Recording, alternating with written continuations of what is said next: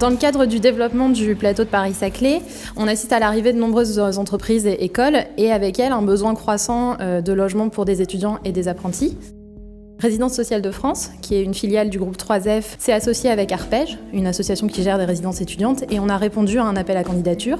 On a été sélectionné et on a donc développé ce projet avec 2 agences d'architecture, une agence belge, 51 Quatreux, et une agence nantaise, Bourbouze et Grindorge.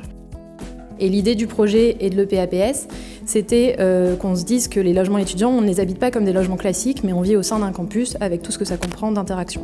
Le projet architectural de l'opération, il comprend 3 bâtiments. On a 2 petits bâtiments de 2 niveaux qui sont construits en béton préfabriqué de couleur rouge assez intense.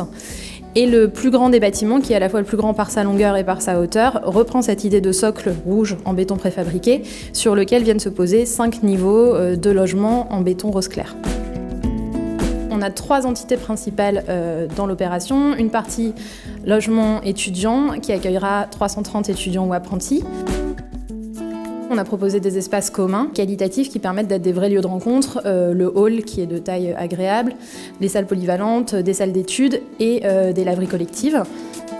La deuxième entité, c'est des restaurants, puisqu'au sein même du bâtiment, on aura 2 restaurants, un restaurant universitaire et un restaurant inter-entreprise, respectivement de 1000 et 800 couverts. Et enfin, des locaux commerciaux dont la nature reste à définir. En tout, on construit plus de 11 000 m².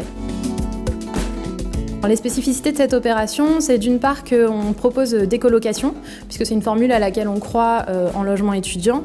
Donc, outre des classiques studios qu'on peut trouver habituellement, on propose des logements pour 2 ou 4 étudiants qui partagent une cuisine et un séjour. Et l'autre spécificité, c'est justement d'avoir pensé les espaces communs et les espaces de circulation comme de véritables espaces de rencontre et de convivialité. Le projet doit être livré pour la rentrée universitaire 2016, avec des étudiants qui rentreront à partir de septembre, ce qui nous laisse 7 petits mois de chantier. Pour l'instant, on est dans les temps.